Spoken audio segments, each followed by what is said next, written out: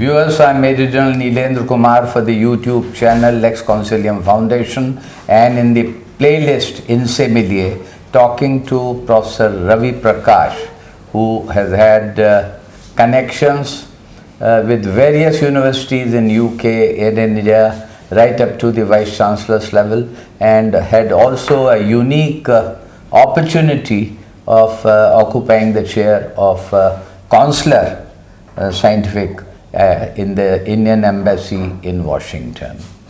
Now, Professor Saab, usually students and the parents have something lurking in their mind, even when they arrange the finances and they are on the verge of going to outside for further studies, whether undergraduate, postgraduate, and in some cases research.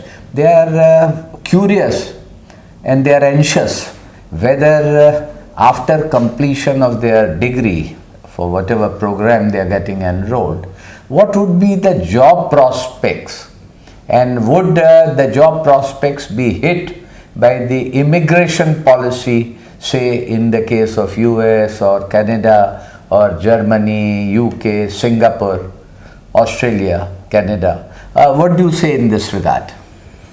Generally, my feeling is throughout the world, young population is diminishing, and India young population is very high. So India has become in a way supplier of young people to different countries in the world. They do not have proper manpower.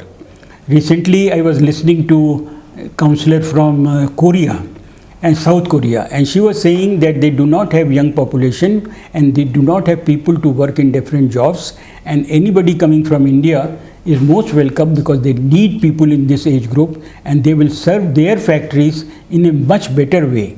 And therefore, this is just example. Second example, I was talking to a gentleman from University of Saskatchewan, Canada.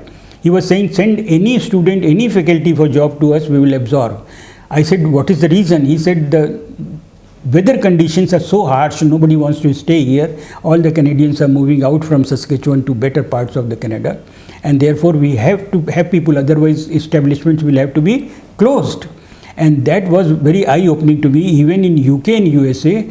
And even in Germany, I was thinking, when they grant you visa for studies, after completion of your course, say B.Tech, they will extend your visa for 18 months so that you can search for nice job in Germany. Identify a job and join them. They will not stop you.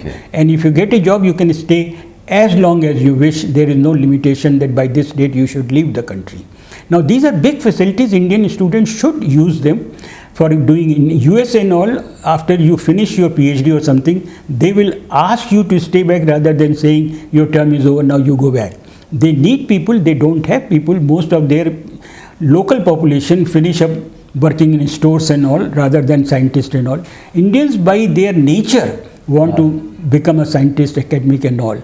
UK also, I remember after finishing my PhD, they said, no, you cannot go back to India. You have worked on defense project, you have all the knowledge and you can leak all that. It's a confidential.